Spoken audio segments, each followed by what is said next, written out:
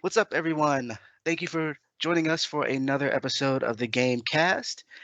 Today is going to be an interesting cast. We have a lot of things to talk about, and uh, some things that are mm, maybe a little bit controversial compared to what we normally talk about.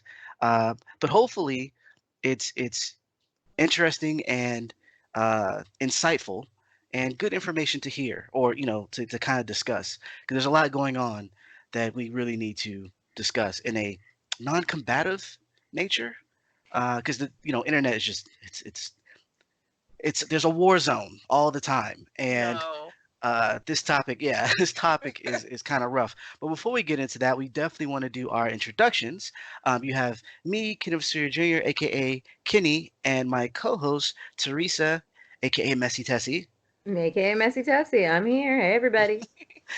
We also have a special guest. We have Liz. Is it Bernstein? It's Bernstein. Yep. Ah, sweet.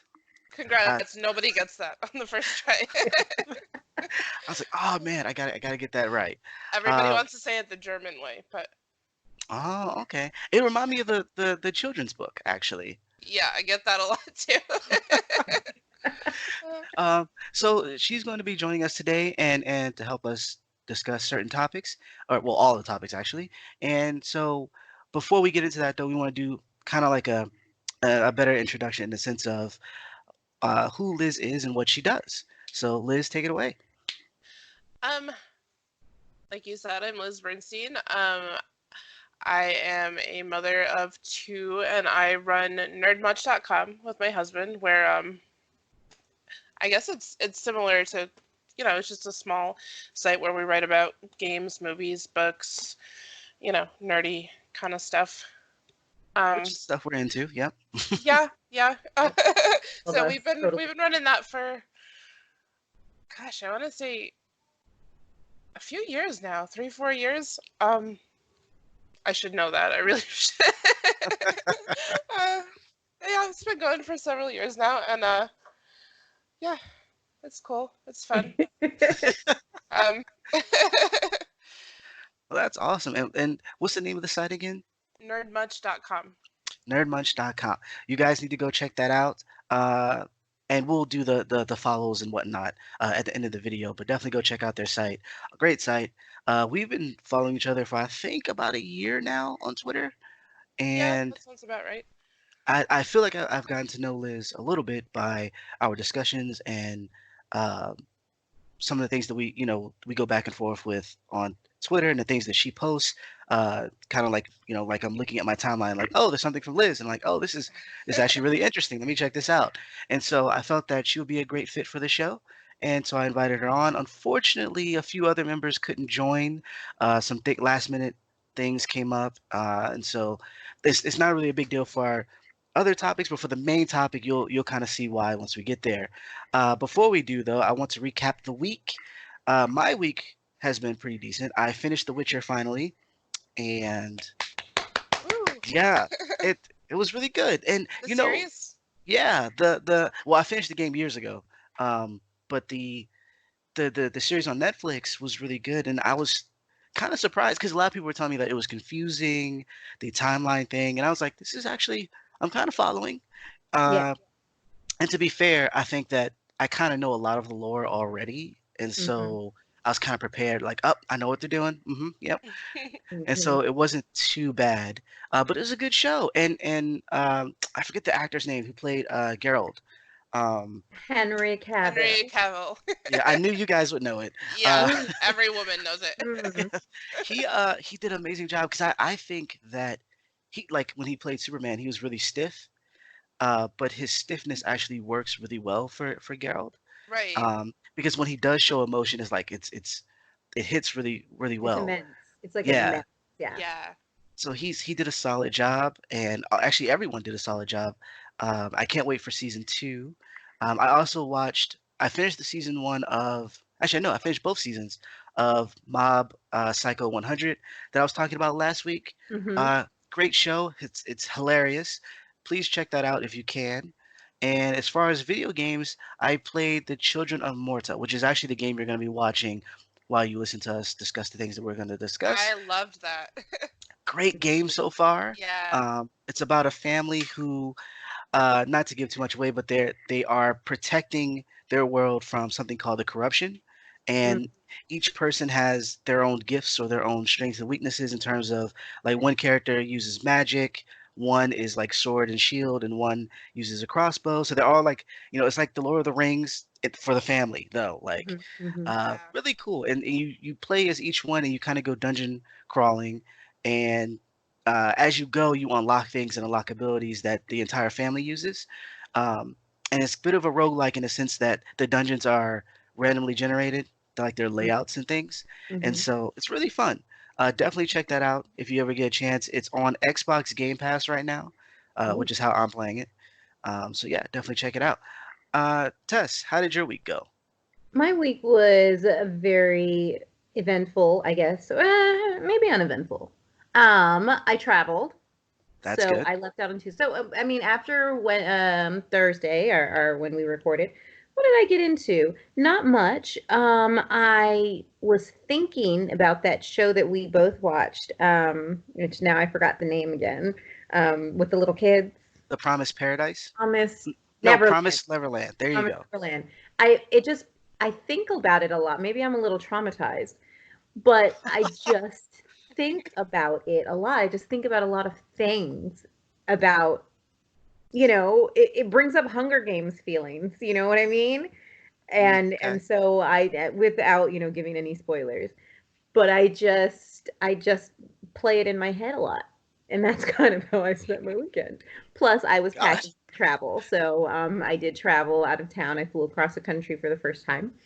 Ooh. And yeah, and I landed. And then I watched the Disney Hercules movie with my little not niece. And we had a great time. She'd never seen it before, apparently. So yeah, Hercules, even though it's completely historically incorrect, you Yeah. know, Well. Hercules is not Hera's son, okay? It's still quite entertaining and it has the best music. So Yes. definitely enjoyed that. And of course, I've spent time blabbing about our podcast to other people. But Awesome. that's how I tried. Oh, okay, no, I watched Spider-Man Far From Home because I hadn't before. And Oh. it's great. It was a lot of fun. I felt a certain type of way. I felt a lot of feelings. I felt a lot of emotions because, of course, I was Tony Stark. Just, I felt like me and Spider-Man were just friends because we both miss Stark. Moving on from there. And then I didn't watch Joker. I had my sister return the DVD. I just never got the time to watch it. I'm very sad about that because I wanted to see it. But we'll work on that later. Definitely. And that's pretty much what I did this week. Well, that sounds like fun. Yeah. Outside of the, thinking about the really disturbing anime, uh, Mm, yeah, sounds good. Sounds good. no. No nightmares, just random pauses. You know how you could be out and sometimes like the person in front of you in the grocery line just kind of pauses and they're like looking into space and you're like, dude, move forward. I mean, put your groceries on the belt. That's how I feel sometimes, and it just catches me randomly. So we're gonna have to do a spoiler cast, is what you're saying. Possibly. We really do need to unpack that show. All right. Well, we'll definitely schedule that in. And Liz, how was your week? It was busy. As I told you, I'm actually going back to college after like 10 years. So like that's Yep, clap, clap, clap, clap. yay. So and I love it, but it's a lot, especially like when you've been out for a while. So um that's keeping me pretty busy, but I'm still finding time for some fun things. Like I've been playing Temtem a little bit. Nice. Um and I like it. I'm interested to see where it goes. I'm not like totally sold on it yet, but I haven't really had that much time to like devote to it. So, um, and I haven't had time to really get into anything new. I've been playing a lot of Stardew Valley, which is like my go-to game that I pick up, from time to time because it doesn't require like a huge time commitment or like a whole lot of focus. It's just kind of a mindless thing. Those are the best games. Yeah, it's like that's how I unwind. Mhm. Well, that's good. Yeah. I've And been unwinding on my phone. Ever played Love Island? No, actually. We should all play Love Island together. I'm down.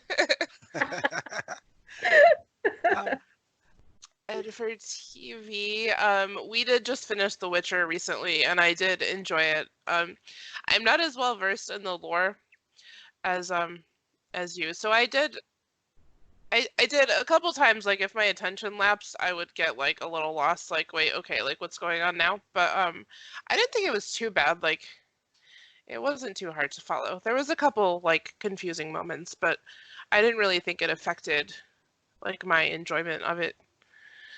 Gotcha. Yeah, because that would seem to be or at least on Twitter. You can always trust Twitter, but where people are like, the timelines were, it was like three different timelines at all at the same time, and I was like, if you're just following each character's story, it's just okay. So we're back to Yennefer, all right, and we're going to Geralt, and then we're back, and it was kind of like they were like separate until they finally came together, and I was like, oh, okay, I get it. I think there was Yeah. a bit of confusion at a certain point where I wasn't sure if Yennefer and Geralt's timeline had merged yet. Yes, those were But the main points for me too. Like with when Geralt and Yennefer were like together. yeah, and it was like, oh, okay, so are we in the past, future? So then that Yeah. that was kind of a little off. But other than that, it's like, yeah, we we got this, no worries. Yeah, I liked it. Yeah, Awesome. it was decent. Um, All right. and we So finally caught up on The Good Place this week. I just watched the finale the other day. I don't know if you watched that, but I've heard of it, but I haven't had a I chance to check it out yet. I I loved haven't it. either. And is this on Netflix? Yes, I think, or Or Hulu. Hulu? Is it Might be Netflix? Hulu. I think it's Hulu. I think it's Hulu. Yeah. See, we need Because to exchange accounts. I know. This is how we do. This is how we game this. I was catching up on Grey's Anatomy. I'm sorry, that's what I did this week. I forgot because like I forget sometimes. You binge watch and then you kind of forget that life exists, and Yeah. then things just end up in the back of your head and you think it's reality, but it was actually TV. Um, Oh gosh. I'm not a surgeon. I don't get to take out heart tumors on a daily basis, but I think that like The Good Place kept trying to pop up. And I was like, no, I'm not ready for that. So then I put on Mindless Love Island, which is an actual reality show. Just crap, though, stupid dating show. And then they I made a see game for people that. talking about it on Twitter all the time. Oh, because it's extremely entertaining. I mean, don't watch American Love Island. That's just a waste of your time. You have to watch UK Love Island. I think we talked about it the first episode of the Gamecast. Yeah. Just quite a little bit, but yeah, like I was doing that because British people are amazingly funny. I agree. The dry humor is awesome, and I like Yes. the whereas it's the wit is there, so it's Mm, not something where I would necessarily fall out laughing, mm. but I'm like, oh, that was really funny. Like I can and Yes. rewatch it and still like appreciate it. That's pretty I dope. assure you that there is no wit in this show. Oh, okay. I would put money on it. All right. Well, on that note, did anyone watch? Well, I already know the answer to this, but none of us watched the Oscars. N- No, Not shocking at sorry. all.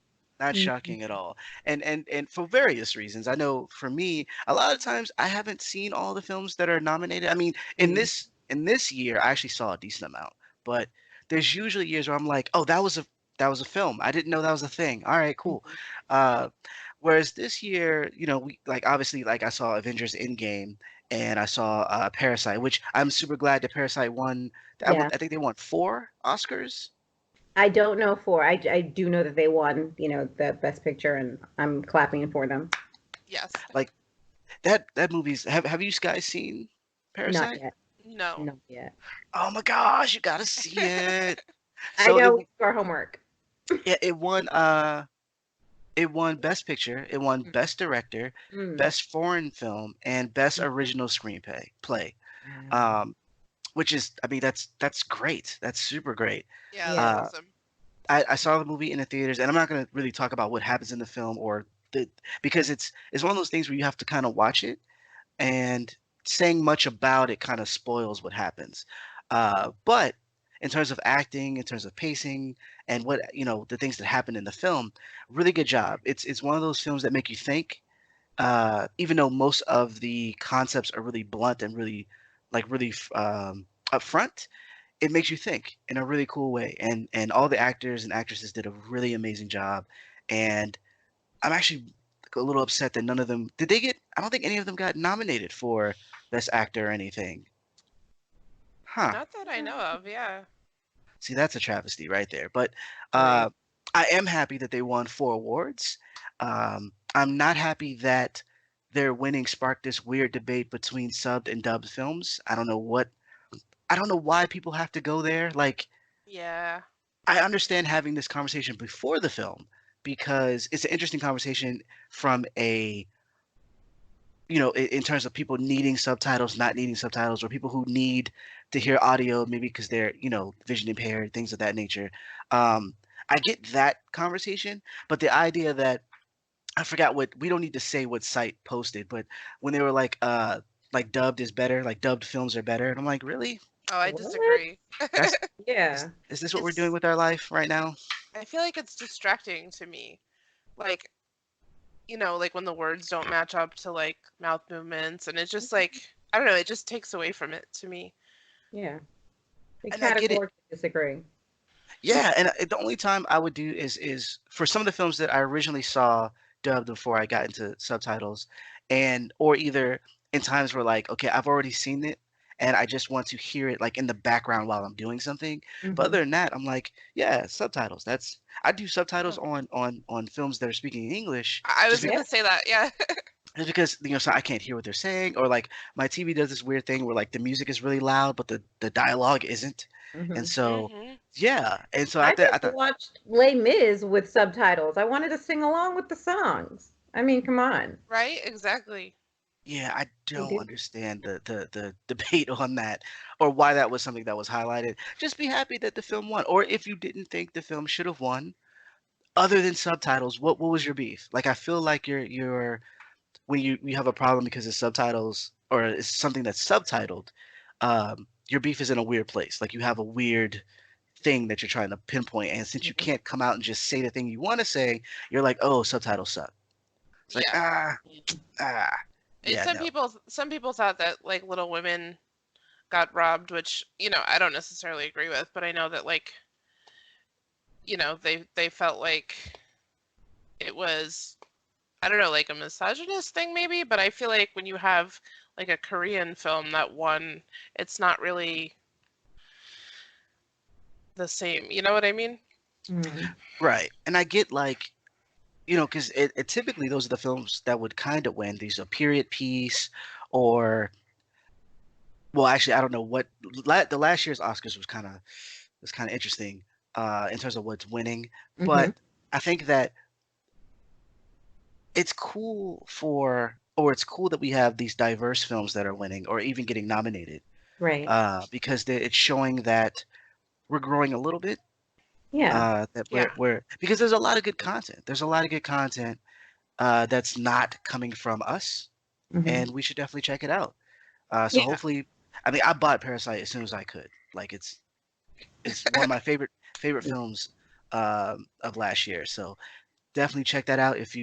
I believe all the films are available for digital or physical media.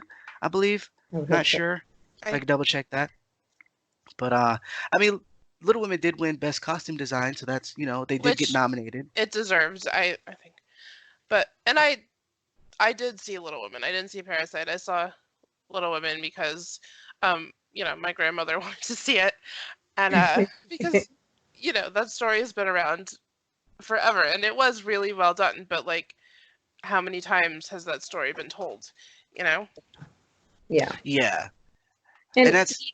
the Oh, sorry. Go ahead. Academy, it's just the Academy has a history of voting certain ways when it comes to Best Picture. It took a very long time for an animated movie to become a Best Picture, and there was Mhm. always this conversation, years and years and years and years, continuing about foreign language films. And they're like, oh well, this is why we have this foreign language category, because foreign language films never win Best Picture, which is the greatest honor I mean, out of an individual award. It's the greatest honor for the Academy Award. So it's like the Academy has a tendency to vote a certain way, and it's called progress when that stuff is changing, because there are amazing foreign language films that, by all rights, could and should have been Best Picture and weren't, because in a way they're like kind of pushed. It's like, yeah. And for any site or whatever, people to comment and say things like, oh, subbed films or whatnot, dubs are better. It's like, the original language is what's important, because the acting is in the original language. The acting is Right. lost in Right. translation.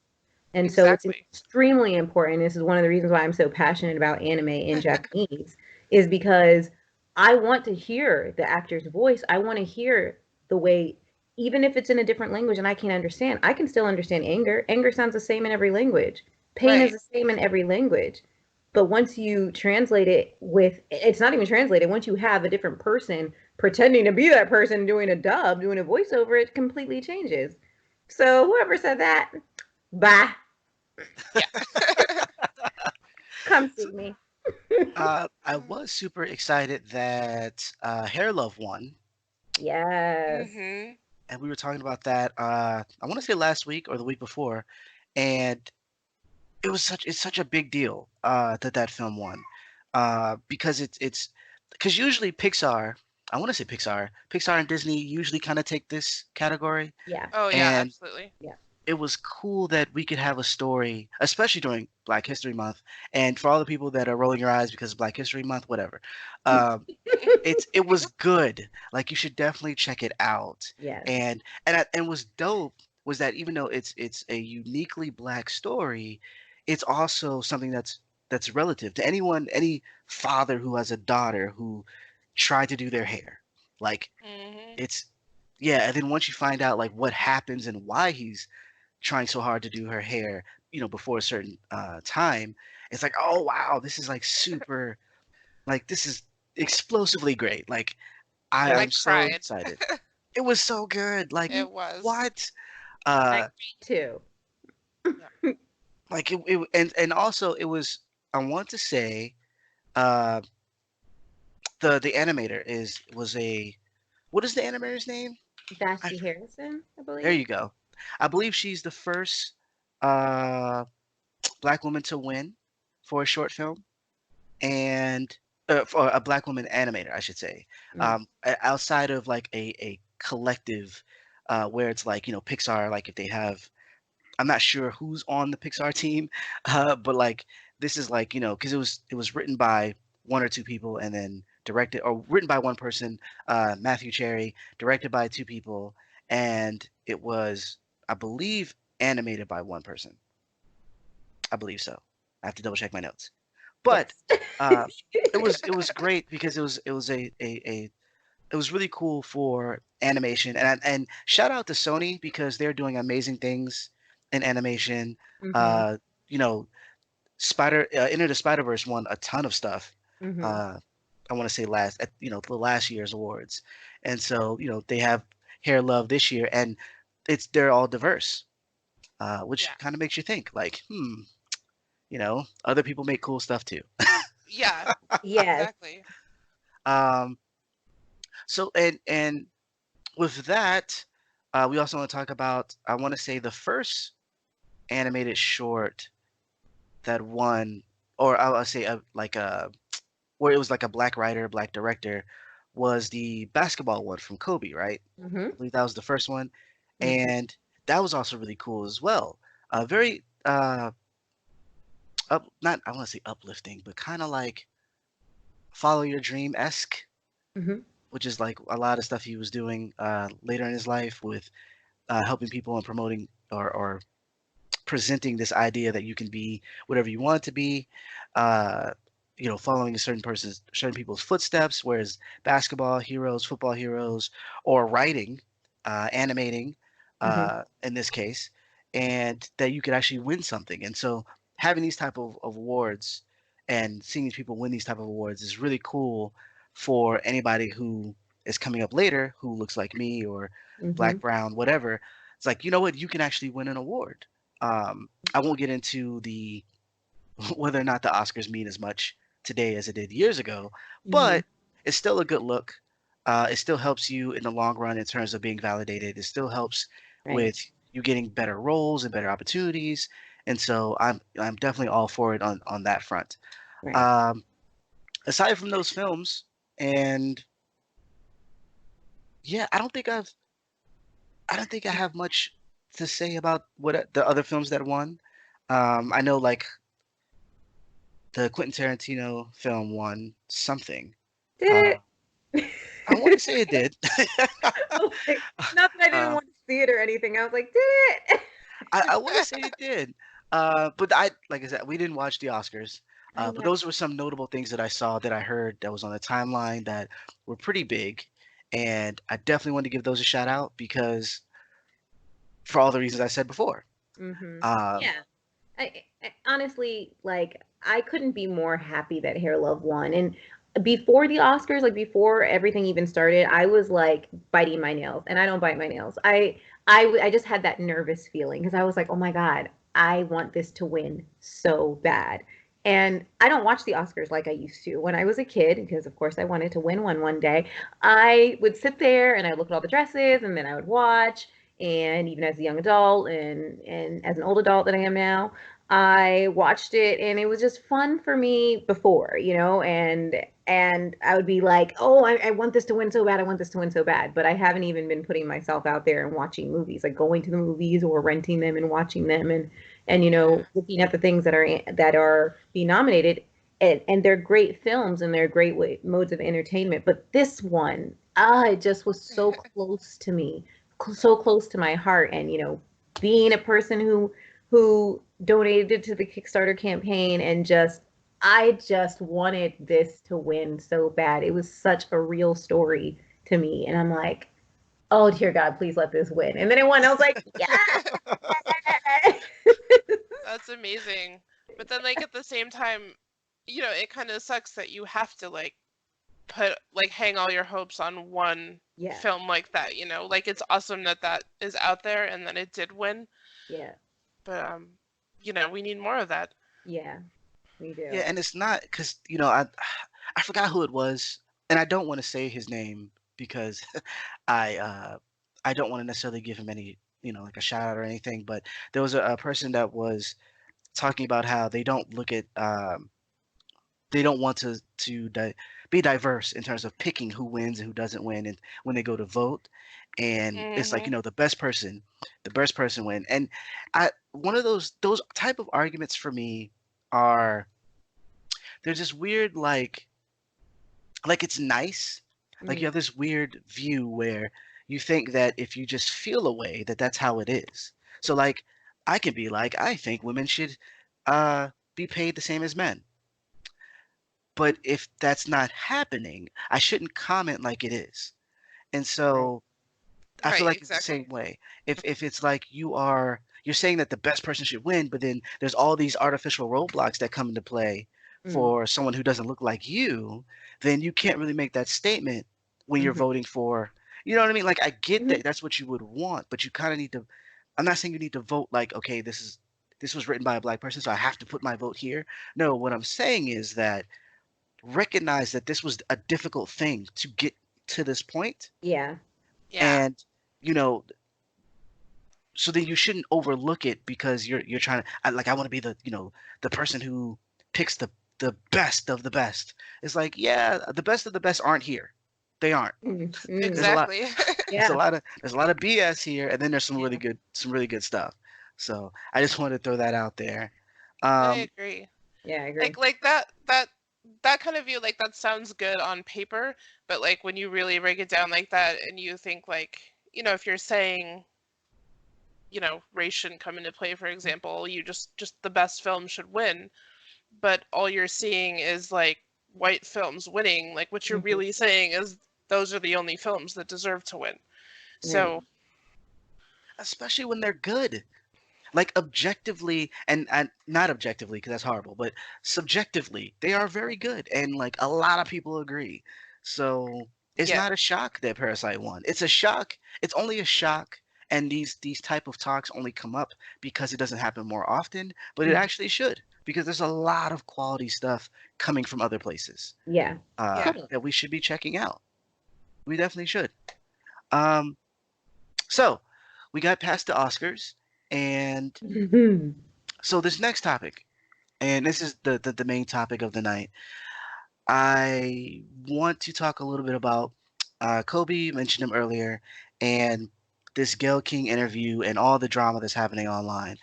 And I was hesitant before when he passed. I want to say a week or a few weeks ago.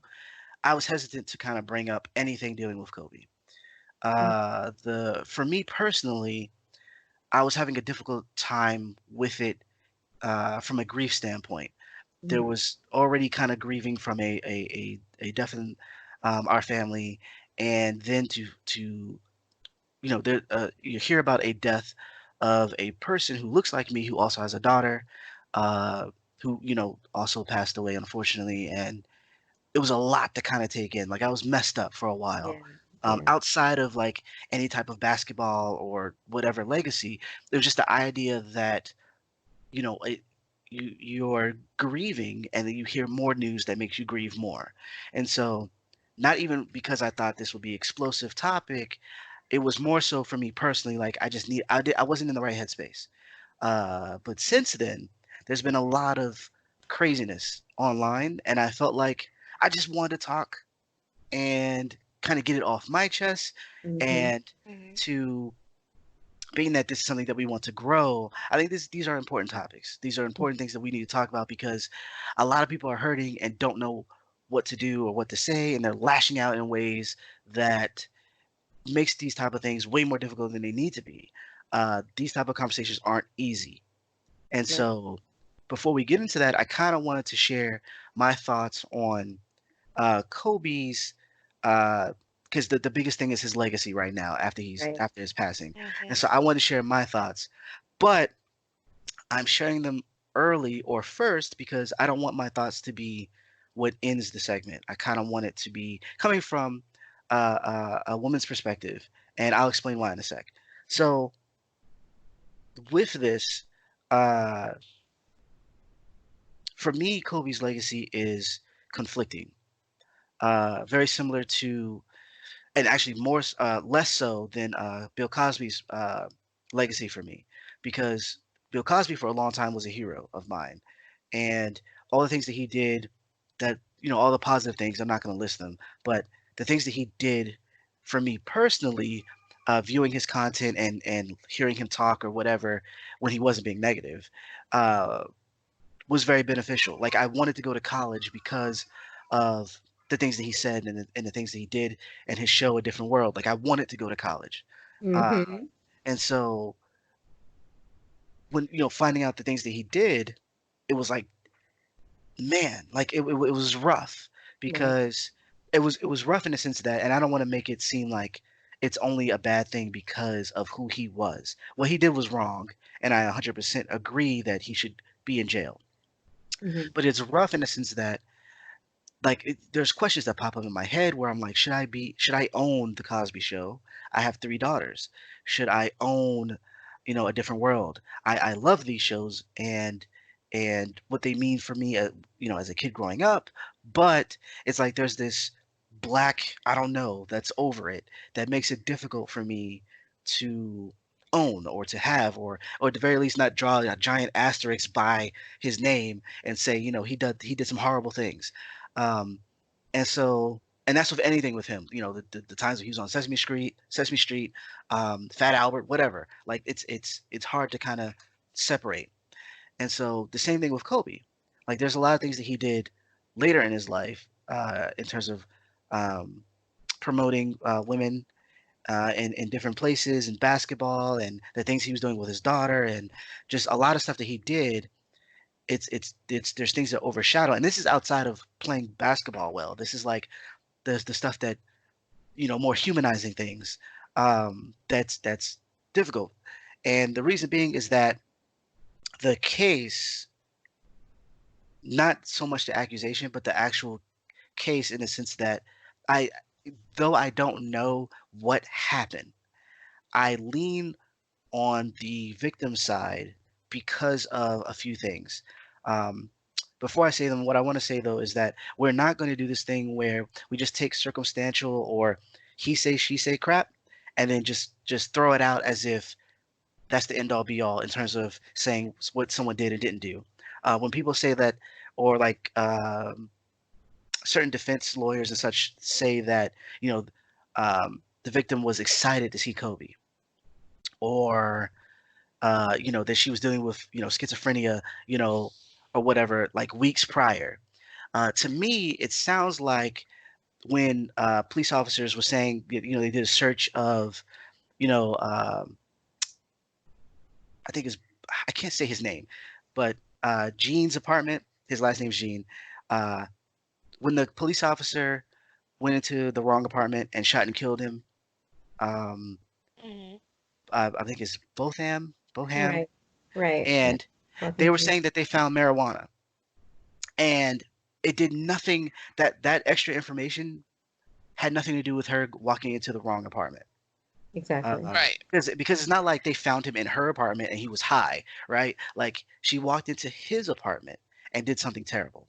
And what happens is the police or defense attorneys or whatever the case may be, they will share this information in a way of discrediting the person who was attacked or whatever the case may be. We see it all the time. If you're okay with the defense lawyer saying this person was excited to see Kobe as some type of defense for what happened next, then you can't be upset for stuff like this when it happens to us. And I say us because a lot of black people are bringing that up when talking about Kobe. Mm. Um, Even the same thing with the DNA, we could talk about that, but the the the person who examined her said that the lacerations or the injuries uh, wasn't something that was usually consensual. You don't find that usually in consensual sex. So uh, that that and then his apology also makes me lean toward the victim because he says in an apology that, you know, after hearing her and listening and thinking it over, I'm paraphrasing, that he can understand how she didn't think it was consensual. And for me, that is key because of any of the people that I've ever been with, I could never actually say that. Like I got like consent damn near in writing before anything happened. Right. So in my mind, no, like you know what I mean? Like in my mind, Yeah. if someone were to bring that up, I would be like, I have no idea how you could see that because I thought when you said yes, that that was a yes. So when he goes to say like I can see how, like that for me is like okay. And just because he didn't know or you know he might not have known that that's what was happening doesn't mean that didn't happen. So Hmm. Right. that's why I lean on that side. But I'm not saying that he did or didn't, and it's conflicting and it makes talking about the good things that he's done difficult.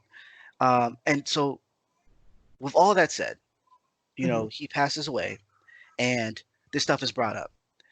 Um, and I posted this on Twitter, you know, as a rant because I was kind of torn with dealing with like my personal grief connected to what had happened, and not just Kobe, but all the people that had passed away, Right. and also dealing with these two camps where, you know, you have the one camp where like Kobe is a god, he can't do anything wrong, he's never done anything wrong, he is not human, and you know, if you say anything wrong or negative about him, then there's a problem. And then on the other side are the people who are not even the people that are searching for clout or searching for likes, but the people who post things that I don't think are needed. When I say that, I don't mean the idea of never bringing up something that he did wrong. What I mean is that I saw, and this is just an example, but I saw someone who was mourning his death, and they said that he had actually got them through something really difficult. He prevented them from committing suicide.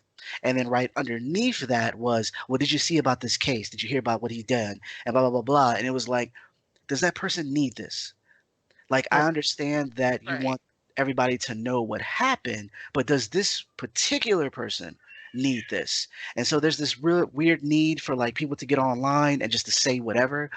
It gets worse. Like I read somewhere, and this is when I got off Twitter, but I read somewhere where someone was like, the only bad thing about his death was that his wife and other kids weren't there.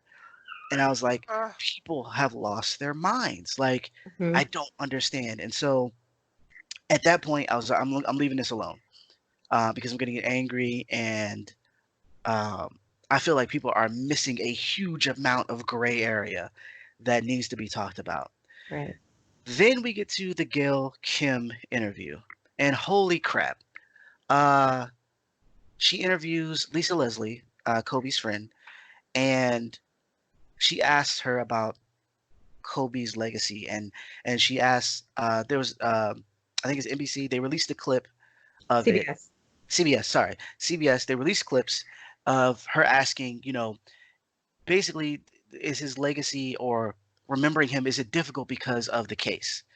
And Lisa Leslie obviously, this, she handled it well, but obviously kind of distraught, and she was like, no, it didn't. And then she went on to say that she knew Kobe.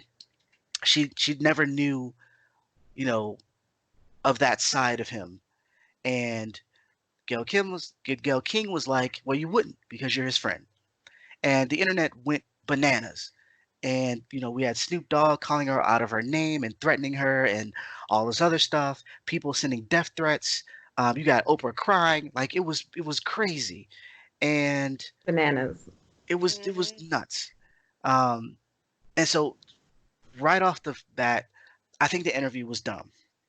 I think that he wasn't even. They didn't even have the funeral yet. Why are you being interviewed about Kobe? Like knowing whatever. Like in the idea of an interview, or at least a Gail King interview, is that we're not here just to praise. Being a journalist, you're going to ask tough questions, blah blah blah blah. And excuse me, considering who it is, why would you agree to go and sit in front of someone to talk about Kobe? Like, let it be a documentary. Let it be something where you can just you can speak his praises, and that's it. Cool, but don't go.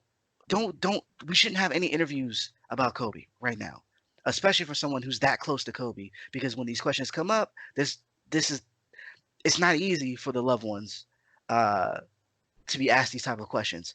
On the flip side, all the hate that Gail got, I don't understand any black man being that disrespectful to a black woman or any woman.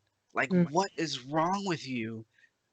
And kudos to Snoop for apologizing after the fact and saying that Right. he was wrong and that he was willing to talk in private, and He his got in trouble with his mom. his mom, yeah, his Yes. mom, which I totally believe, because if it was my mom, she would totally be like, what the hell is wrong with you? This is how Uh, you know Right. black moms. Black moms, exactly. man, got power. Yes, and Uh, so you don't.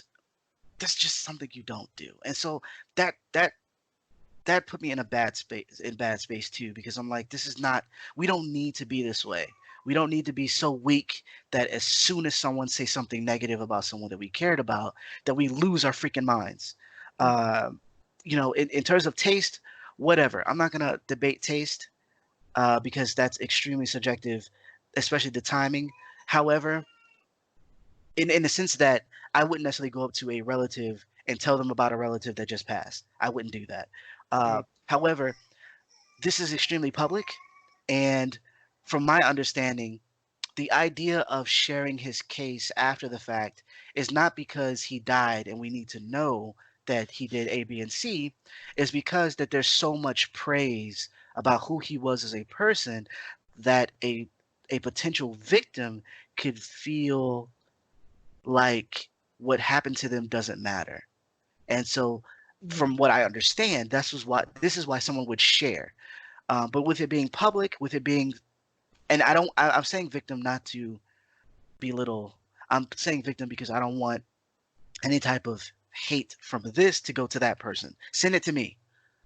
Like, you know what I mean? Like, I Right. I, Right. I can Yeah. handle. So all that being said, I don't like the discourse that's happening. Mhm. I don't like that people can't mourn the way they want. I don't like that as soon as you mention one thing or the other, that either side loses their mind. And I hate both sides. I hate that phrase. Trump ruined it. Uh, but like, Mhm. I don't like it. And so I wanted to talk to, and unfortunately, I had a cast of women that I respect. Not that I don't respect women, just hear me out. Women that I respect that I think would be knowledgeable and can articulate their feelings on the subject in a proper manner. Unfortunately, not all of them could show. Some things happened at the last minute. So we still have Liz and Tess, and I kind of want to ask you a few questions to kind of get kind of like understand or to have a dialogue about what's been happening Mhm. as of late, because I feel like women have a better, not to say that this not to say this sort of thing doesn't happen uh, with men, but its record would show this happens more with women. Mhm. And what's happening, the victim is a woman. So I kind of want to get your input on what's been happening in terms of like how people are mourning Kobe, how people are praising Kobe, and how people are championing the victim or rallying behind the victim, and how that's causing such friction online right now, or just in right now. Um, so I guess, Liz, what do you think of this been going on? Like we'll get to King's interview in a sec, but like just before even that happened, like what were your thoughts on the craziness online? Oh boy. I think, I mean, like you said, he left a complex legacy, and for me, and I honestly, before all this happened, didn't really know or remember much about the rape case.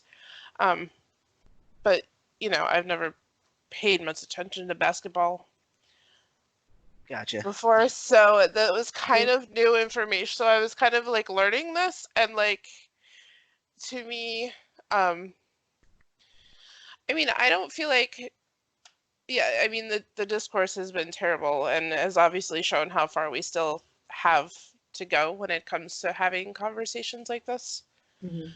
Um, I don't feel like, I mean, full disclosure, like as a white woman, I have feelings, but I don't feel like I don't have as much stake in this. And so like it's tempting for me to hear about that and to just kind of dismiss him entirely, but I also need to recognize that there's a lot more dynamics at play and like kind of recognize who he was to the Black community, which, makes it more difficult for a lot of people to do that because of like the role model that he was, and probably, the lack of Black role models. Like when you were talking about Bill Cosby and how much that broke your heart, um, it's different. Mhm. And so that's something that I have to remind myself, Mhm. um, that it's not just so easy for you to just completely write off people like that because you know Right. I Yeah. mean, I in the sense that the because I guess on that end I kind of understand, because Snoop said something interesting that kind of bugged me, where he was like, this is our people, and our people are flawed too. Uh, it's because in one breath you're saying our people, but then you're going super hard on Gail, so it's like right. it's kind of like like, but with that being said, like you're in terms of well, I guess that's a question. Like, is it something that we should do? Like when someone does something bad, because I know like cancel culture is like, Mhm. we'll pull up something from 9 years ago and be like, you're out of here, right? Mhm. But like, are we able to forgive? And granted, in this case, I'm sure maybe not the victim would want to, or someone who's been in that position, because he didn't actually go to jail. He didn't really lose anything outside of a few endorsements. He played basketball still. He still got all these accolades, and that's all people want to remember. And so you could kind of feel, I would imagine she would feel kind of shut out from the conversation. But in that sense, like, is it something that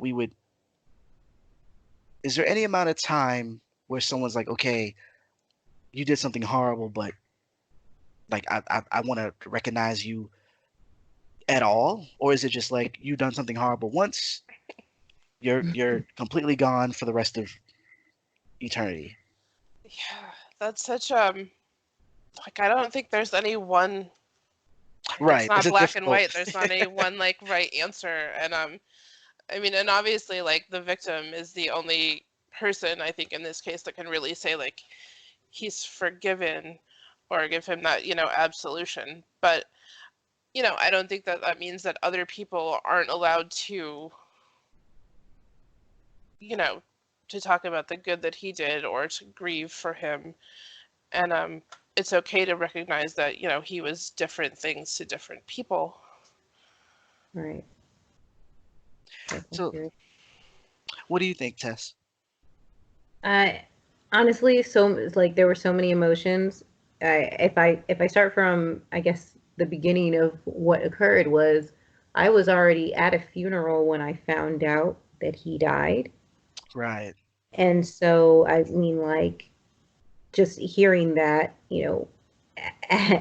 at day 3 of a customary traditional funeral and getting that information, it was just like a shock, because it was one thing to hear that Kobe died and being the same age as my sister and kind of just like feeling a little bit weird after having 2 losses in our own family, and then just kind of just feeling a certain type of way, but then hearing that his daughter died as well, this beautiful little 13-year-old girl who had her whole life ahead of her. There were so many emotions that went through my body, because I know I don't know if I mentioned it on any of the other casts, but I mean, obviously, off camera, I've told, not off camera, offline, I've mentioned to you that I was never really a Kobe fan in the first place, because Right.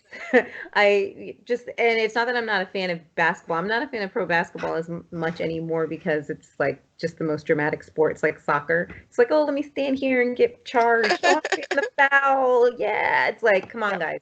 I actually like women's basketball more now, because they play basketball, whereas the guys are like, let me stand here and get hit. Oh, so anyway, my own emotions towards basketball in general, and then my own emotions personally towards Kobe on the court. I mean, I will never sit here and doubt his talent. That man had talent.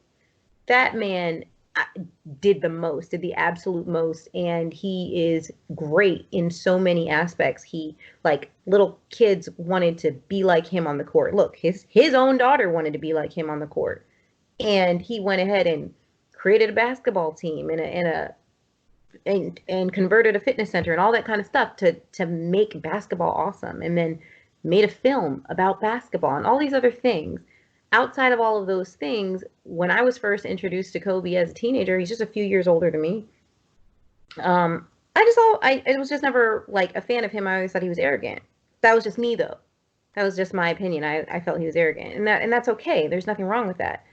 But like when the situation happened in 2003, and I remember that was the same like Michael Jackson thing and Kobe Yeah. thing, and like it was like 3. It was like a group of 3, right? Around that time. And then I remember being in school, and I was in massage school at the time, and I was talking to my teacher and my classmates about it, and we kind of all were like, okay, this person's going to jail, because being Black people saying, wait a minute, all these Black people can't get off for whatever they're being accused for. That doesn't happen, right? I'm sitting here like, wasn't OJ on trial again for something? Like somebody else. It was like a group of 3 people. It was Michael Jackson, Kobe, and somebody else. It was kind of like simultaneously. Maybe I'm messing the dates up, but we had this thing in class where we were talking about, yo, this person can't get off for this, da, da, da, da, da, da. So we actually discussed it in class. We talked about, hey, do you think that these accusations are accurate? These allegations are accurate? And my teacher, he's a black man, he actually gave his opinion and discussed what he like, just some things, and talked about, how basketball players do certain things, X, Y, and Z, how they carry on, or doesn't have to be just basketball players, but athletes, anybody with money and power and whatever, can and travels away from their home, away from their wife, away from their whatever, has the ability to meet whoever and have a relationship on the side, and how women are easily, readily available, or this, that, and the other. And so, of course, we don't, like you were saying earlier, we don't know what occurred. We really don't know what happened, but the evidence is presented. And at the end of the day, Kobe was acquitted, and that was really it. And then he settled the civil suit out of court. And so there is this court of public opinion, but it's like, who are we to say much?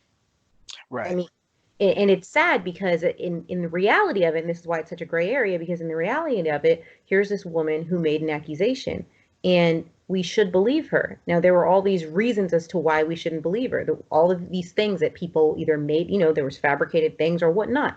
People said so many things, and I'm not going to repeat that because it's not necessary. Why does she have to suffer again? Like, whether or not what she alleged happened, here we are all these years later, and now she has to relive this again because of his death.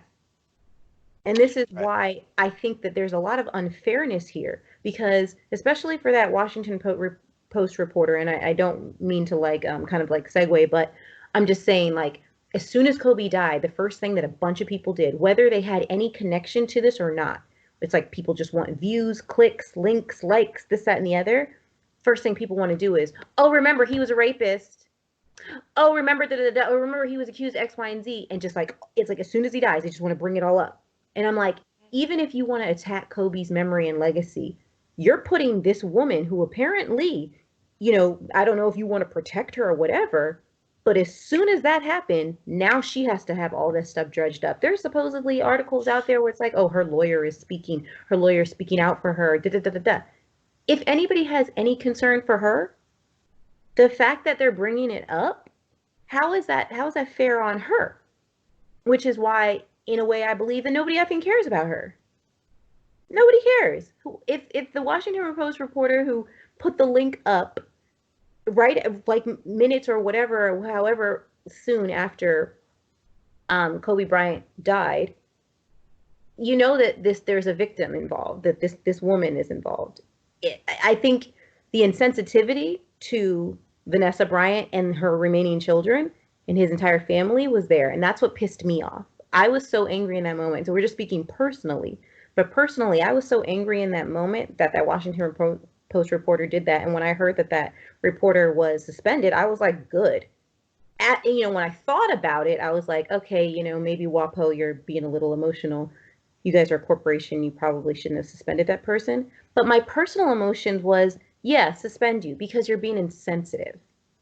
Whether or not, the allegations were there, it happened a long time ago. You want to link an article, this, that, and the other. People want to say, oh, don't forget he did that. There's still a grieving widow and children involved. And that's why I get so angry, because whether or not this event occurred or not, it's like, you're not solving anything by dredging up bad stuff within moments of this man's death. You're just hurting more people. Yeah, and I think that, and because there's a thing about timing. I personally don't think that there is a time and place. It's something that I hear all the time, especially when we want to protest something. There's a time and place. There's a time and place. There is no time. There is no place. These things happen or are brought up or are put forward a lot of times because the people are tired of waiting. They are tired of because when you do a time and place thing, like you're okay, where should I be? I should be over here. Okay, cool. And now I'm gonna do it this way, the way you say. All right, nothing happens. So yeah, I'm gonna be as disruptive as I can. The flip side to that, when we talk about someone's passing, is that something public. For instance, the TMZ released the information that he had passed before police got to contact Yeah. his wife and Right. kids. Like, and so this is the idea where I'm like I'm torn because I don't believe that there's a time and place. I don't believe that you can't say something because someone just died and they're not here to defend themselves. Hmm. The victim can't defend themselves either. Like she tried, but she also received death threats and all sorts of stuff. Yeah. And she's actually receiving stuff now, and Yeah. she hasn't even said anything. So I don't believe there's and however, these things are seen publicly. So before the wife can find out if it's true, because she's seeing it online before she can find out if he really passed away, if their daughter really passed away, if all their friends, passed away that were on the helicopter, Yeah. and the pilot. She's getting like, post and post and post of like this case, and it's like really like what are we? What was the intention? Yeah. And I get the idea that we can't praise someone. Uh, But the idea isn't so much that this person is getting praise, at least for me. I can't speak on publications, right? But I know Hmm. for me, if I'm being reflectful on anything, uh, for instance, like if Bill Cosby passes away in jail or whatever, Hmm. um, I'm not gonna be happy. Right. Right. I'm because I feel like he's going to jail for something. He's going to serve his time, and hooray for that. It might not be in the sense that he's not getting enough time for all the women, but Hmm. there's some type of punishment, right? And so, but I'm not gonna be happy. So if I'm like, man, if I'm reminiscing and I'm Hmm. like, you know what, he actually got me to want to go to college. I Hmm. don't need someone in that moment to be like, what about the women he raped? I'm like, I know, Right. I understand, I remember, but in this particular moment, I don't personally need it. Like I can Right. you can Yeah. post it to your timeline. Don't follow me. Don't DM me Hmm. saying these things because I'm saying that I'm being reflective of something of someone. Um, you know what I mean? And so it's kind of rough because at the same time I don't want to silence anyone. I don't want to Hmm. make them feel like if you are a victim of this that the person that you accused of doing whatever is getting a parade and you just kind of have to sit and not say anything. That's not what I mean, but I I guess I'm saying like I don't know how you should handle the negative feelings that you might have for someone. Hmm. What I do think though is that you can be insensitive. Even though I don't feel that there's a time and you can talk about any negative thing at any particular time, I do feel like you can be insensitive to all the people that are mourning to the point Hmm. where people overshadow that there wasn't it 8 other people on the Yeah. helicopter? It Like was you like nobody even knew anybody else had died. They're just like, Kobe died. Yeah. I didn't know. Like for a long time, and I forget what publication did it, but they kept going back and forth on whether or not his daughter died.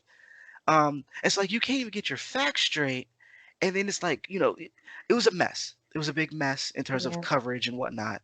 Um, how do you guys feel about Gayle King interviewing Lisa Leslie?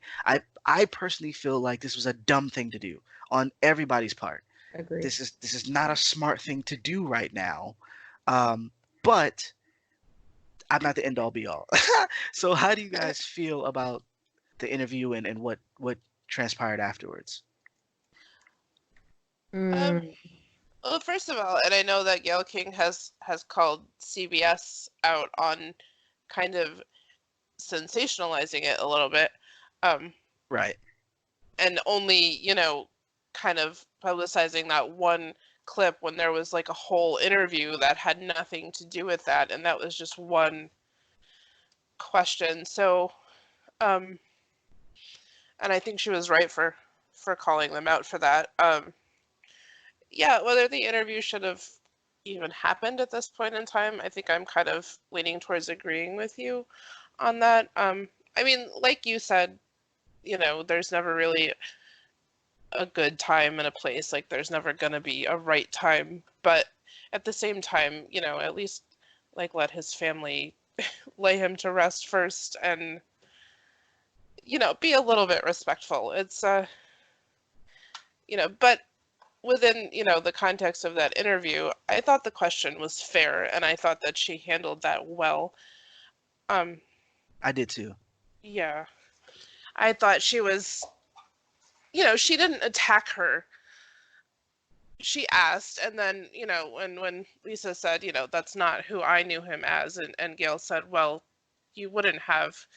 Um, you know, she didn't say it aggressively. I don't feel like she was like accusing. She just was, but she was right to point that out, though, because that is what happens in cases like this, is you have other people that are like, you know, well, I didn't know him like that, and but you don't, and that's Yeah. often the case with rapists, and you know, is obviously, you know, not everybody's going to see that side of them, and they're not going to go around, you know, assaulting every woman they meet, because then, you know, they wouldn't get away with it. And Yeah. so I know how I felt like the and I didn't see the whole interview. I only saw that little snippet because I only heard what was happening later. You know, like it was just all this buzz. So Right. I was confused because I was still off of the whole, like, on the Washington Post issue. Like, there was fallout from that. mhm, The reporter did what she did or whatever, posted a link to an article that was about um, the rape case or whatnot. And apparently, that same reporter actually had filed a harassment claim against somebody at, like, where she worked or something like that. And so obviously there's some sort of emotional tie there. And then she gets suspended. And so there was already fallout or whatever about that, because then a lot of people started going, saying, Washington Post, you're wrong for that. You're wrong for suspending us for that, right? mhm, So there was all that going on. And then Gail King does this interview with Lisa Leslie. I still, again, I've only seen that little clip because it just randomly popped up in my news feed. I have not seen the whole interview. I haven't seen enough to really make a judgment. But the fact that they put that little clip out that, again, she wasn't aware of, and then she put them on, blast, and was like, I will be talking with my bosses about this because this is not okay. And I commend her for that. But I just don't understand really what the purpose of the interview was. I right, really don't. And I understand that in journalism, being first is extremely important, which is why TMZ did what they did, which is crap. It's wrong. I don't think Right. it's fair. It's not right. It's insensitive. It's just wrong. But, whoever runs that company, they want their information. They want it to be first. They don't effing care. We already know that. They're not sensitive people. They want what they want. And so that all journalism, it's the same across the board. It's not as nasty everywhere, but they want to be first. They want to talk about something first, and they want to get shock. There's shock value and there's ratings. Everything's always at about $1 at the end of the day. Bringing up Kobe's, you know, speckled past is going to get more views and clicks and likes and links and all of that stuff. So why this interview took place in the first place, I don't know, but it's like, you're being a journalist at her caliber. You're being pressured from the journalism community to ask the tough questions and get the answers. There's, somebody in your ear. And there's all kinds of reasons for, I guess, Gail doing what she was doing, or what she was supposed to do, or what she intended to do. I just I don't understand it. I don't know. If somebody can help me with that, I would love to know, but I don't get it. I don't know why. I don't know why. I mean, Why? yeah, no, I don't. I'm with you on that. it's I get why, and for the reasons you say, like to be first, to have something to talk about. Um, but I think it would just been easier to do a like do something where like you're allowed to just praise. If like where the NBA might do something like on one of the or ESPN might do something on one of their shows where they just talk about Kobe's accolades and stuff. Um, things like that, where it's like, okay, we're not expecting you to kind of go into every aspect of his life. But when you have an interview like this, I mean, and for the people who are, because there's a few people who are like, she didn't do that with Harvey, she didn't do that with certain other people, and it's like she actually did. She didn't speak to Harvey himself because he was smart enough not to go up there, but he sent some people to represent him, and she asked him really tough questions, you know, and where they were like, obviously there was something that they wanted to look into because there was where there's smoke there's fire, and I'm paraphrasing, and she's like, well, no, I mean, the whole forest is burning down. You have all these women who are accusing him of different things at different times, and it's she wasn't trying to spare him because he's white. There's like this narrative. Oprah, I don't know, she's a whole nother story, but I don't believe that Gail was trying to do something malicious here in that sense. But I do think that it was poor judgment on everyone's part to have this interview, because you can't have an interview like this and not talk about what everyone is talking about. And you can't have an interview like this with one of his loved ones. Like, she's a close friend. Right. Someone else, someone further away who isn't like mourning or hurting, because she had to go to a funeral. You know what I mean? Like, someone else probably would have made more sense. But this is not. I just ideally, like, you know what? This is probably not something I want to be a part of. So, and then from that came all the backlash and the hate, and I was like, dude, like, it's rough. It's rough trying to have a conversation. Yeah, It's rough when you don't understand everything. It's rough when you are going through whatever emotions that you're going through, and now everything is public. And even my hesitancy from talking about this on the podcast before, outside of my own personal reasons, was the fact that people were going to get upset. That people were going to not actually listen to what is being said, and are going to lose their freaking minds. And that is something that I'm like, do I want this headache? But as things go on, I'm like, I really want to say something without typing it. Like, I don't want to type a long thing. Like, I want to just talk and have a conversation about what's happening, because there's a lot of mixed emotions. There's a lot of, like I said, there's a lot of gray, and a whole lot of gray. And I want to speak from the perspective of the snippets, because I'm being very upfront and honest that I really have only seen so like small pieces, and I intentionally do stay away from the news. I do. Emotionally, I'm not really in a space to be upset. This is just me in my real life. Like, I'm not in a space to allow myself to be upset. You get older and you realize what you have to step away from, and not trying to live in a bubble, like in a little cocoon or whatnot, to protect myself. But, we've, as family, we've been through a lot and lately, and I'm like, certain things I just have to step away from. And so I've only caught little snippets, but from the snippets of the little things that I've been catching, I'm going to, I guess, maybe sympathize with, maybe empathize is a better word, with other people who are catching the snippets. And so from catching the snippet of Gail's interview, and I didn't catch the snippet just because I caught it, like, I caught the snippet because everybody was talking about it. Yeah, and same. I was like, whoa, hey, what are we doing here? Not because I'm sorry. It's not because I wanted to be like, oh my God, Gail, I can't believe you're doing this. It was just, it's like, why is this happening anyway? Like, why? And so I'm, just like we just said, why is this happening? But I'm sitting here like, when Snoop goes, Gail, you out of pocket for that. I was like, I didn't even hear anything he said out of that after that, because I only saw the snippet where it said, Gail, you out of pocket for that. And I'm like, Gail, I'm saying it to myself. I'm like, Gail, you out of pocket for that. I am. And I'm saying it because I'm like, it's not Gail, you out of pocket for pushing this ish. It's why are we doing this at all? We just had the WAPO thing happen. The Washington Post thing just happened. Why are you doing it too?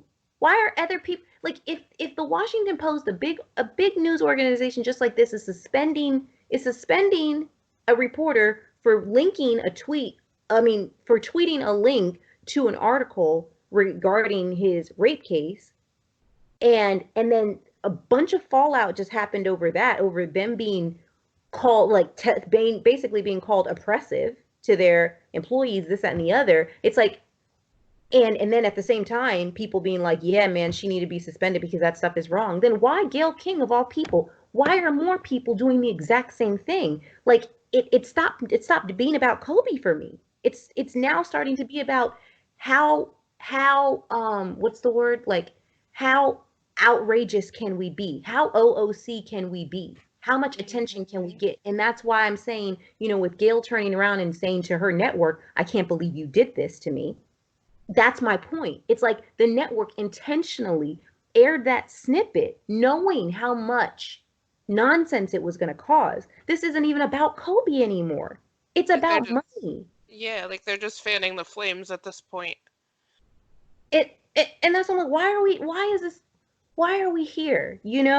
And that's where I am. And I'm like, I know people are going to be upset in the the rape case, and oh my god, and his death, and oh my god, and insensitivity. I'm more upset at the complete bigger picture of the disgust. I'm disgusted. That's where I am. I am disgusted by the way our media is doing. I'm so disgusted that I can't even either grieve, I can't even pay respects to the fact that the woman who was involved in this case almost 17 years ago, that how she's being affected at this time.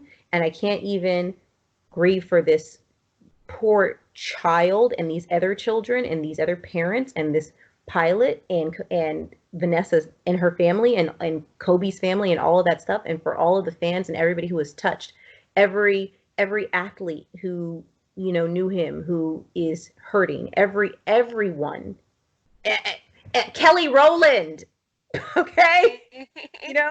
I want to feel for Kelly Rowland being like, man, I did a music video with him. Yep. I can't even go and experience that normal thing because I'm so disgusted by the other stuff.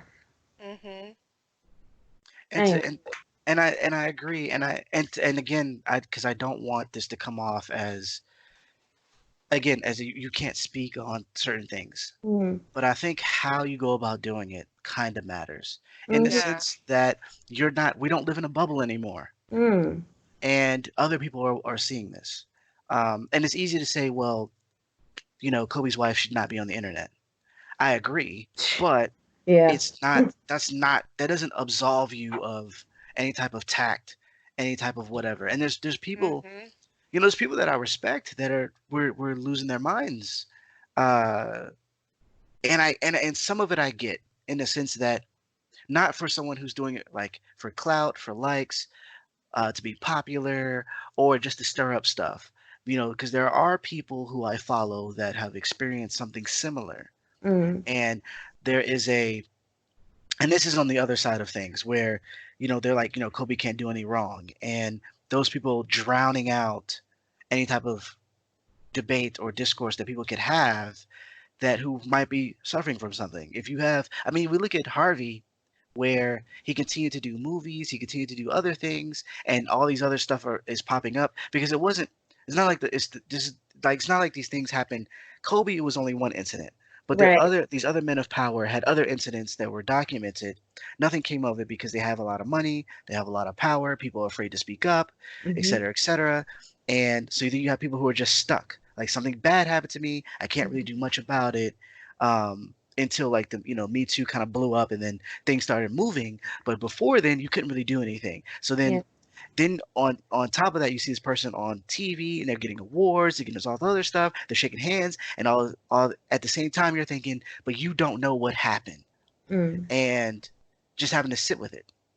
And while I can't relate, I can at least put my brain in a position to kind of understand why someone would be like, you know what, I need to say something, right? I think that is difficult when it comes to timing, and difficult when it comes to sharing, because to be honest, there was never a good time to share this. While the case was happening, people were attacking this person. Mm-hmm. While the case was happening, people were, any little thing that would come out. Just and for the black people who are rolling their eyes, I can liken it to any of the I can liken it to any of the moments where we are killed by police, and then Mm. all the stuff about our background comes out, and it Yep. has nothing to do with the case. Yeah. Absolutely nothing. And I could rattle off a ton of it where, such the person gets killed and all of a sudden, what Sandra Bland, they were Yeah. talking about how, she was mentally unstable and all this other stuff, and how, Mhm. and then totally disregarding that she had just gotten a new job, and she was talking about how she's, she has a new lease on life and all this other stuff. But in order to make this look like something else, we Mm-hmm. bring up all these things. And I get it in the sense of character building where, this person, let's say this person has murdered like 9 people, and the 10th one, we don't know if he killed them, but based on what they've done in their past, Mm. possibly. Not the same thing. This is like, someone getting a ticket for speeding, and then, years later they're like, they used to own a Ferrari, or they used to do this, or, you know they wore the wrong color one day, so they might have been in a gang. Like, there's just stupid stuff that people bring up to kind of justify whatever happened to this person. And it's the same thing in sports. It's the same thing with anybody in power or Yeah. anybody who's beloved. It's well, obviously, she slept with multiple people. When? How do you Right. know? Mm-hmm. Because even with the DNA test that they brought up, um, and she says that, she put on the wrong clothing before she went and saw whoever. But even if you wanted to say whatever, the person who examined her was like, nah, that's not the case. Mm. But because Kobe's defense, and here's the thing that people don't know, her name was leaked 3 different times. Yeah. Wasn't supposed to be. Details of the case was sent to multiple publications, including LA Times, which who refused to post the information because they thought it wasn't uh, I don't want to say like it was integrity based. Like they Mhm. didn't want to post certain things because it wasn't supposed to be leaked. So Yeah. there's things that are getting out that shouldn't get out to color people's opinions. And not only will we add on the death threats, we add on all the stuff that like, oh, she just was there for money, even though she came from a wealthy family, or all these other things. Uh, it pushes people away from testifying. Like, Yeah. why do I want to testify? I'm getting all this hate now, but Hmm. then people can actually see what I look like. People can actually they already know my name and they shouldn't. Like there's so much that goes into this Right. on top of the fact that, oh, he's a star player. He's a Yeah. star to be honest, it's a cliched story right now where in terms of like the star athlete, the town covers up for that person because he's a star athlete. Yeah. Right, it really is. Yeah. You know what I mean? It's cliche now that because it happens so freaking much. And Mm. so it's difficult for anybody to say anything in support or to Mm-hmm. say anything to during this time, and it wouldn't have never been an okay time. Like people Yeah. love to say like this person died so you shouldn't say it now. It Mm-hmm. wasn't an okay time during the case when it Right. was happening, and not just for the victim. So I totally feel for the people who are in that position. Yeah. um, I just think that we don't need to lump the family, close friends. We Mm-hmm. don't need to put them through that. I don't think they need to hear it. The person who's like, I didn't commit suicide, does not need 100 links to the rape case. Yeah. It just doesn't. I don't know what you're trying to do there. Like, are you trying to get him to commit suicide now? Like, what was that? What was the point? Yeah. um, Yeah. and the warring back and forth on Twitter just seems silly to me. Um, it's nuts. Um, that said, with the I guess with Well, you wanted to know about like how long is there forgiveness time? Mm. yeah, and not from the sense of the victim, because a lot of us aren't. I'm not a part of this. Right. This is I'm outside looking in, right? But I Right. notice, outside of cancel culture, how it's difficult to talk about certain people in any type of positive light if they ever done anything negative. Right. And for me, I wanted to know 2 things. One, is there a length amount of time where if someone does something negative that they are forgiven publicly, without being someone who gives us something. So my example of that would be probably R. Kelly, uh, where R. Kelly is facing a lot of charges right now. But Mm-hmm. before that, he had the original rape case, and it Mm-hmm. went so long. And in between that time, from actually going to trial, he released so many huge songs, right? Mm-hmm. And so like you had the I can't believe I could fly person up for rape.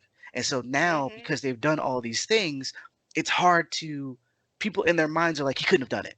No, the person who sang this song could not have done this. And it makes it difficult. The same thing with Michael Jackson, the same thing Mm-hmm. with whoever. Like after a while, because if they don't go directly to court or whatever, their music, their accolades, the things that they've done kind of start to overshadow to the point of you can't say anything, right? But outside of those people, the people who aren't necessarily giving us things, I'm thinking of someone like Mike Vick, where he had the dog case Mm-hmm. and he served his time, he served whatever, and people are still upset Mm-hmm. to this day if he does anything positive. Mm-hmm. He's done a tremendous amount. Yeah. And so to from the Yeah. female perspective, um, especially something like this, is there an amount of time where someone could change, perceivably change their attitude, change their ways, and like, what, publicly we're okay with you again? Um, and is it possible for them to do that as well if they never go to jail? I see. For me, I don't think it's so much about time as about like accountability and genuine change. Um, Hmm. if a certain amount of time elapses and you do a bunch of other positive things, I don't think that erases or cancels out what you've done if you never like own up to that.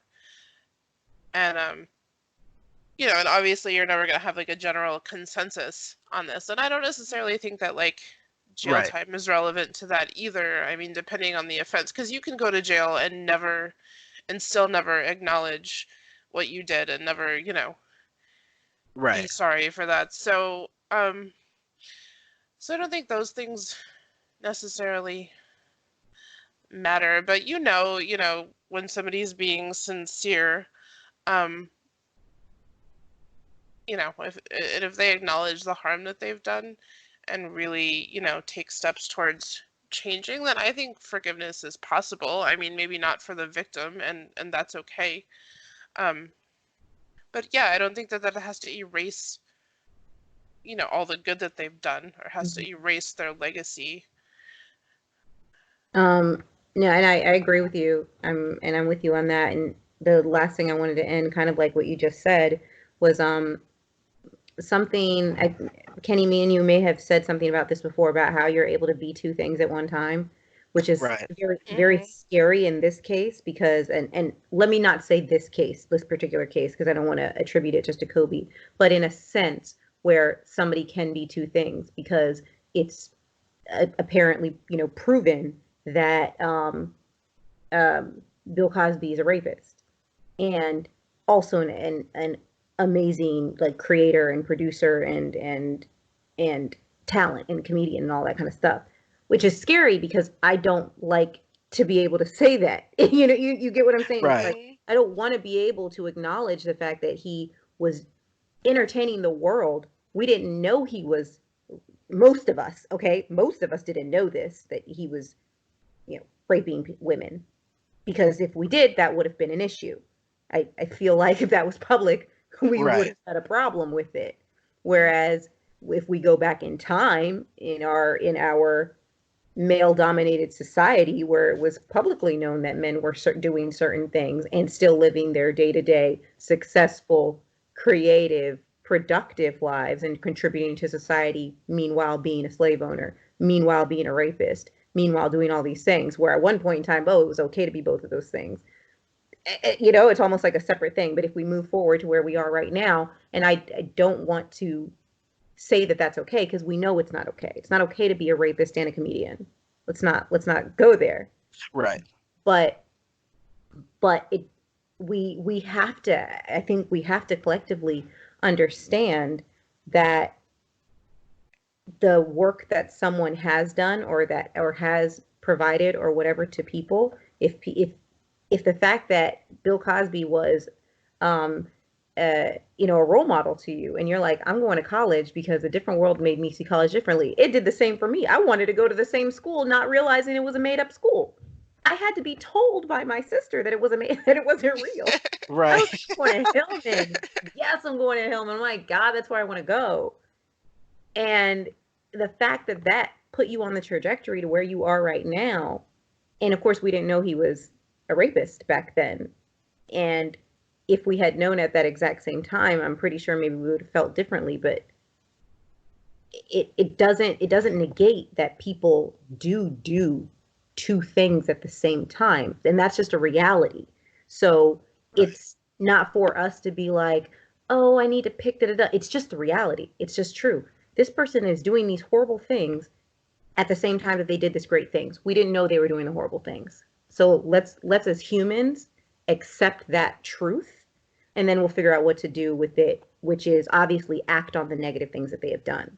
Now, when it comes to moving forward, like in the time of forgiveness or whatever, I don't feel like there's a set stamp of time where you can say, oh, you know, it's okay. But if we go to Michael Vick did time, and according to the American justice system, he paid back what he was supposed to society.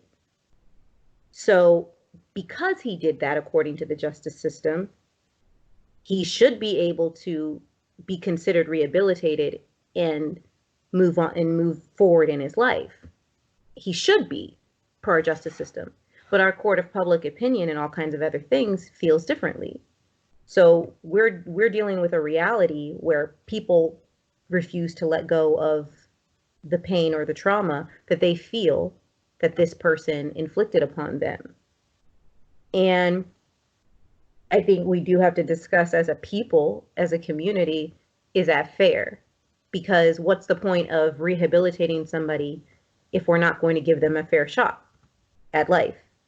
And sometimes in a personal situation, we can say, we're saying, and you know, to ourselves, and like I said, in our own personal situation, that, oh, what this person did is unforgivable, and I can never, ever, ever, ever see them as anything else as than this horrible thing. And that's what I feel about R. Kelly.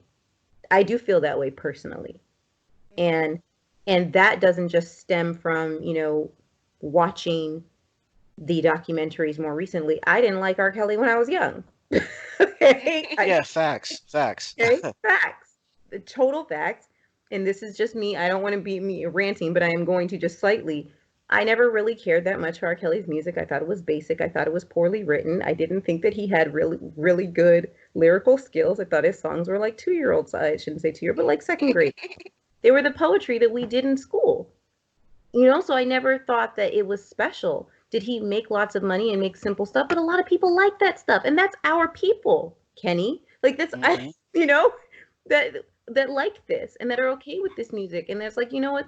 This dude had this kind of rough upbringing and ended up being successful in this, that, and the other. And Black people want to support him, and wonderful and great.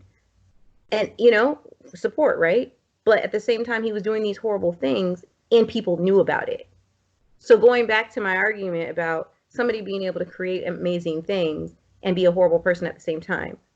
Well, like I said, we didn't know. Bill Cosby hid that stuff real well. R. Kelly was doing this and people knew about it. He called he called it the Pied Piper, his album, one of his albums during the time. Yeah. I mean, the women who have come forward and who have talked about it, they're like, nobody cared because we were little Black girls. People didn't care. You have the whole city of Chicago or whatever, apparently Chicago PD, like covering for him. That people knew what he was doing, or people were coming out now and saying that they were on his team 20 years ago, saying, yeah, we cover for him. And so, no, he can't be forgiven in my eyes. That's my own personal opinion. I don't buy his music, but I also never did. So the thing is, you know, we're on the whole hashtag mute R. Kelly thing right now or whatnot. And there are people who are like, oh, I can't buy his music anymore. Did you used to? Do you feel a certain type of way not buying it? Are you not buying it because you want to support the idea that we need to support the women and we need to stop his money flow because he's still keeping women hostage. What is your reasoning for stopping stopping and not stopping your normal habit? If your normal habit is to continue supporting this person, no, and you were around, you heard the rumors before, that, and like I think that that's a question that people have to ask internally, because you really do have people who are sitting in the store and like, should I buy this? I know he's a bad guy, but man, this song is great. Da, da, da, da, da, da, da, da, da. Were you always gonna buy his stuff? That's trash. Like it. Like I can't say that someone can't be forgiven personally. Mm-hmm. Being Christian, that doesn't really jive with me. True. But it's not. That doesn't mean that I have to listen to your music. I have to support you. That I have to champion for you. That I have to even speak to you or think about you in any type of capacity, right? And Mm-hmm. so the like even with our wedding, like that was like a no-no. Like we would not be playing any R. Kelly at our wedding. Now, Um, like if it was on at a party, I wouldn't like flip a table or anything. But right. at something that's mine, like my party or whatever, like no, nothing of his will be ever be played. Right. And it was because I didn't believe him. Like liking what I consider bad music is cool, whatever. But because I'm not gonna lie, there was some stuff that whatever. But Yeah. I think that Songs. yeah, I I think watched that I watched Space Jam with my kids just recently, and like like I'm not gonna not watch that, because it has an R. Kelly song in it or whatever, Right. and like exactly. Exactly. And so like but it's like, the idea that because it never here's the thing, it never bothers me when someone is skeptical about what someone might have or haven't done. Mhm. When I first heard about Bill Cosby, I didn't believe it. Not gonna lie. Right. Totally Yeah, did. exactly. I didn't It believe it was either. it wasn't until he did the court documents came out or whatever that said he Mm. bought stuff. Like that day, I was like, all right, I can't. What bothered me wasn't people being skeptical. It was the fact that it was almost like, okay, so he did it. Now what?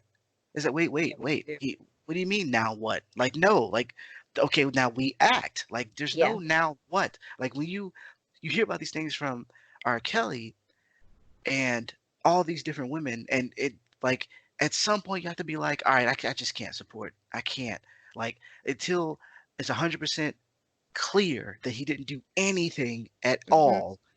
I cannot support No. him. But instead, you have women who are like, well, I mean, they just wanted money, or, uh, I don't, not because it's never I don't believe. Or it's the idea like, well, Harvey is still around. How come this person went to jail? It's like it's throw them all in jail. Like it's not Right. like I don't Mhm. care. Like yeah, there is a history of black people getting more time and all the other stuff. This is not the time to talk about that. Like, No. did they Yeah. commit the crime? Yes, send them to jail. That's it. That's That's all I it. want to hear. And so the same thing with Michael Jackson. It was like, Michael Jackson's dead. He can't defend himself. And, why are you dragging all these black men through the. No, did he do it? If he did it, Yeah, we need to find that out. we Did he did do it? exactly. Like, that's Right. all I want to know. Like, I don't care. I'm able to separate. Because even with Bill Cosby, like, I'm able to separate what he's done versus what he's done. So Hmm. I can be like, you know what? Michael Jackson has some great music, but if he did this, he did some horrible stuff. And so Yeah. when my daughters ask about him, I'm gonna be like, yeah, he did some horrible stuff. I'm not gonna Right. change it because I like something that he Right. did, because that's saying that I'm just gonna disregard whatever. Right. Because if he did that, because for me, a lot of people are like, well, I'm still gonna listen to his music, or I'm still gonna do whatever. I'm like, if this is your family member, would you Hmm. feel the same way? Right. Like, I, be I honest. I think it's people want to look at it as so black and white, and like it's hard for people to like reconcile those things in their head, that like Hmm. you know somebody can be both of these things, and we can acknowledge the good he did without erasing the bad, and Right. vice versa. And and my big problem with like the conversations happening is just people trying to silence each other. And like you said, like people talking about what Kobe was to them, and like there's no need to go around and like remind those people like, well, he was a rapist. Like they know. So like you have to ask yourself, like, what purpose is this serving? Yes. Like, am I just, looking for clout? Am I just trying to, score woke points or whatever? you know, Which like, are the worst. but at the same time, it's okay. I've seen, on Twitter and stuff, like victims, rape victims saying, this is hard for me. Maybe I need to take a step back from Twitter this week, take a break because, it's hard for me to watch the man that did this be so publicly praised. And I think that that's valid too, to, and without other people coming in and, trying to silence them. So I think, it's how you go about it, It is. It is Yeah. how you go about it. And I It's- think one thing that I like moving on in basically saying, do people are people able to, move past it and get forgiven? It's like, let's just, I'm being hypothetical because, we don't 100% know the answers, but it's like, if Kobe actually did commit this crime, and this is, 100% accurate, and in his idea, he gave a apology or whatnot, and whatever, a court settlement, out of whatever civil, something that none of us are a part of, correct? Right. I think we can at least agree that none of us were a part of that. And the rest of his life has been spent on focusing on the basketball, raising a family, um, making an Oscar-worthy movie, a short or whatnot, and building up children's, little girls' basketball, and funneling tons of money and attention into the WNBA, and being a huge supporter of women and whatnot. And I'm not saying that that makes up for anything, but if the idea is, if being hypothetical, but if the idea is you've been given a second chance to do something better moving forward than the crime that you committed, are we allowed to acknowledge that? Because it seems as though right now, and I'm not even saying that I'm acknowledging it. What I'm saying is that it seems as though people are out here trying to acknowledge that since then he's done good. People are trying to be like, wow, he left this legacy, like it looks like he wanted to do something else, move forward from what it was that he did. I think one of the harder problems in this situation is that he was not convicted of anything, and him not being convicted in a court, in an actual our justice system, doesn't give people some sort of concrete proof, and then him not necessarily publicly admitting that something happened. But like I said, for this conversation, if we hypothetically say he did this crime and then dedicated the remainder of his time on earth to, I don't want to say like making up for it, because that's not necessarily what he did, but everything else in his life was supposed to be positive, or everything else he gave back to the world was supposed to be positive, and now the man is dead. Is it okay to put that energy towards being like, you know what, this is what he did with the remainder of his life? Because I feel like either people are saying, oh, he's a rapist, that and the other, blah blah blah blah blah, he's a terrible person, and then other people are like, oh, you know what, he did something bad and he dedicated the rest of his life to make up for it. And both people are getting trashed. Both sides are getting trashed. And it's like, so where is the middle ground? To just not say anything? To not be a dick, honestly. Right. Like that's really what it is, because it's because I've seen people have healthy conversations online, rare, but I've seen it, where, like you said, victims are speaking up about certain things, and other people are like, "Oh, I never knew that, and tell me more," and but they're not targeting, family members and things of that nature. And then you have people who are talking about Kobe in a way that, like, this personal to them, and everyone is actually okay. Mhm. It's the people on the other ends who are butting heads a lot, Yeah. and we can't seem to move forward. Um, and that's rough. That's really rough, Yeah. because people are grieving. People are still grieving. I Yeah. think people think that just because it's been 2 weeks, that that's it. And as Tess, like, it's been longer for us, Yeah. and it's still something that comes up. It's something that can come up at any time, you know, any day. If somebody reminds you of that person, or something reminds you of that person, Yeah. anniversary of the death, like there's so Yeah. much. And so I just can we not be dicks? Just a little bit. We just It's a try. just a That's what little bit. that's what it boils down to, really. And I see conversations happening, and like honestly, like the thing I've started to ask myself before like chiming in is like, is my opinion needed here? And like, Right. what am I Right. adding to this conversation? Exactly. Well, I can say that what I'm adding to this conversation is that we're going to be having T-shirts come out that say hashtag, can we just not be dicks? That would be great. Yeah. Oh man. Although I can't wear it around my 8-year-old because she can read well. Yeah. Let's work on her. Come on, Avery. All right, so we are coming up to hour 45, I think. So with that, we're gonna go ahead and end this now. Um, and I want to take this time to thank Liz for hanging out with us Yes. today. Thanks, Liz. And Great. Thank you for having me. I really enjoyed this. yeah, we'll definitely have you back on again um, with more topics. There's a lot of stuff to talk about. Uh, whereas gamings, movies, TV shows, there's a lot. And Mhm. so we definitely want you guys to come back and listen again. Feel free to subscribe to our YouTube page, United Front Gaming. Check out our website, unitedfrontgaming.com.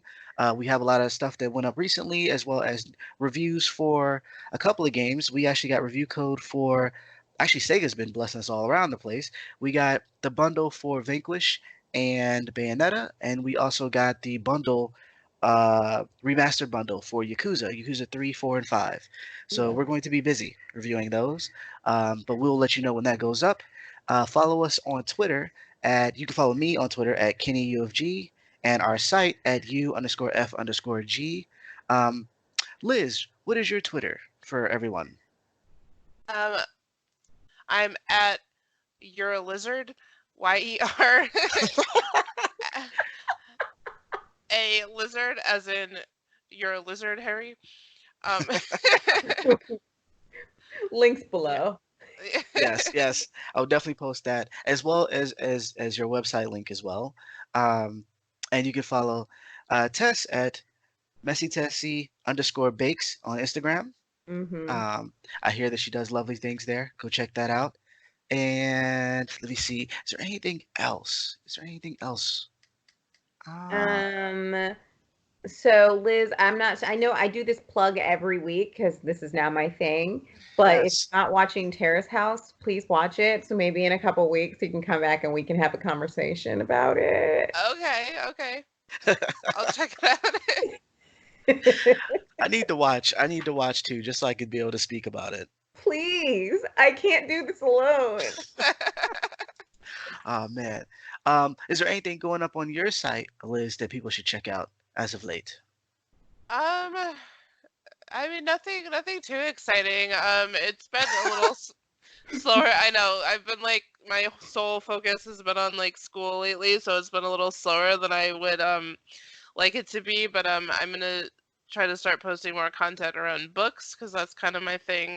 Fantasy, sci-fi books. So like, what is coming up for the rest of the year? Um, so Sounds cool. Well, be it's on the not lookout for that. about to say fantasy with it's not Game of Thrones. I mean, are we getting Winds of Winter? I don't even want to Right? think about it. I know. I feel like he's gonna die before that happens at Oh, this dear point. Lord, help us all. As long as HBO doesn't pick up any more shows, Oh, I'm good. Although they've Yeah. been doing really well with the miniseries. The Watchmen has been stellar, and Yeah. the I think it's the Outsider. I think it's what it's called. Has been doing really well. So they've been.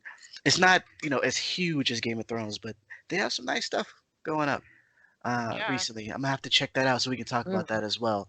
But definitely. again, thanks for checking us out. Hopefully you enjoyed the show.